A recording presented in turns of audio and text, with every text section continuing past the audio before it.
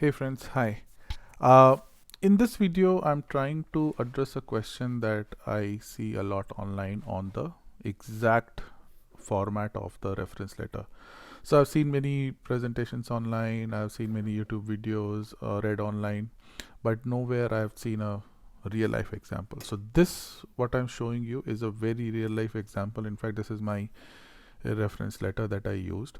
I've removed the sensitive contents, but this is the format that worked perfectly for me, perfectly for many of my colleagues. So I just hope this might help you. So the main content of any reference letter is basically your experience. Okay, so it might be a reference letter. So by reference letter, many people get confused is that it might be a letter kind of a thing from a colleague or a manager or someone like that. No, it's not like that. It's a very official document. Most of the companies have a policy on providing these reference letters, and these reference letters should very very much elaborate your job duties, when you performed your job duties, and where you performed your job duties. Okay, so obviously it should be on the company letterhead. It should be as current as possible, so date. Then it should say your company name and address.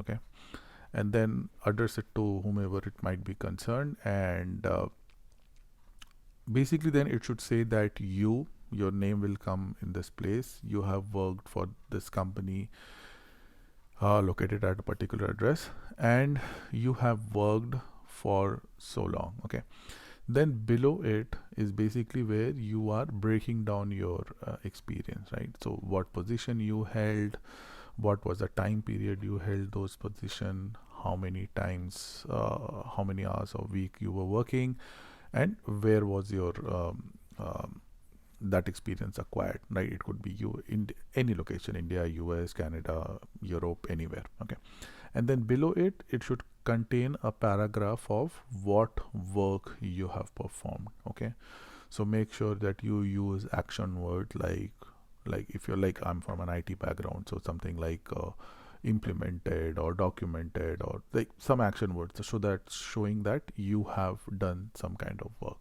right?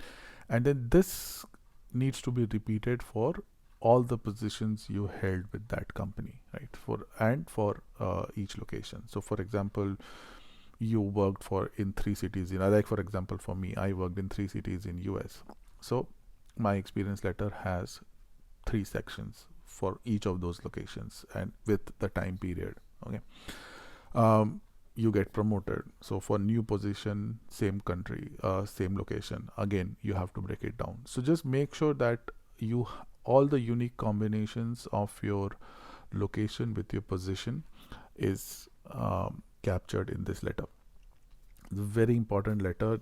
I have, from my experience, I have seen they really go through this letter, and as I was explaining in my earlier video, they will call your current manager, at least your current manager, to validate that whether you have done that work that you are claiming in these letters. So make sure that you cover everything that you have done.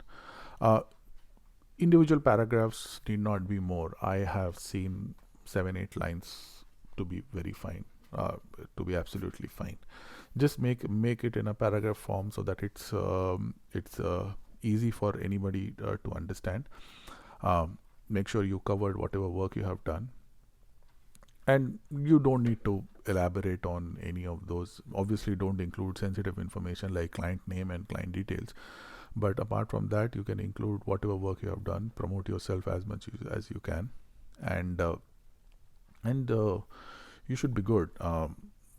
But treat this letter as a very important letter. This letter and the job letter, these two letters are very important for your application. I'll share one more presentation on the job letter.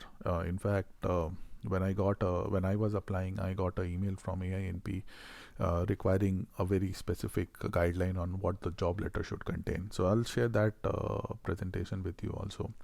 But reference letter is equally important. So out of all the documentation, there is one more video for for documentation.